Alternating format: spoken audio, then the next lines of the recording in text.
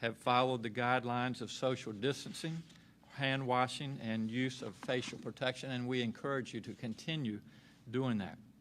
We have enough PPE for our hospitals, and we continue to work with other health settings to ensure that they have the PPE that they need. Since last Friday, we have distributed a total of 38 shipments of PPE, primarily to local jurisdictions, assisted living facilities, and higher education. The Reform Alliance has donated 170,000 disposable 3-ply masks to Virginia, and we're distributing that to jails and correctional facilities. So a thank you from the Commonwealth of Virginia to the Reform Alliance. We also have more than a dozen different PPE contracts so that our supply chain remains diversified.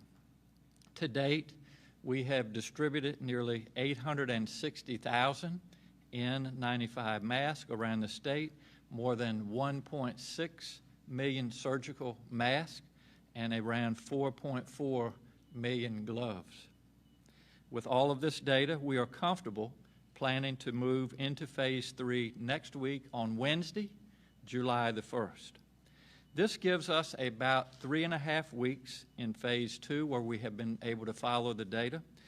It continues to continue to be surges in other states, and we are monitoring that very closely. We outlined what Phase 3 will look like last week. It still means you're safer at home, especially if you're vulnerable. It means we're still strongly encouraging teleworking. People still need to focus on physical distancing in all situations outside of their home. Face coverings are still the right thing to do in indoor public spaces. But Phase 3 will also bring some changes. Social gatherings may include up to 250 people. The cap on capacity for non-essential retail will be lifted. So will the cap on capacity for restaurants and beverage services, but physical distancing is still required.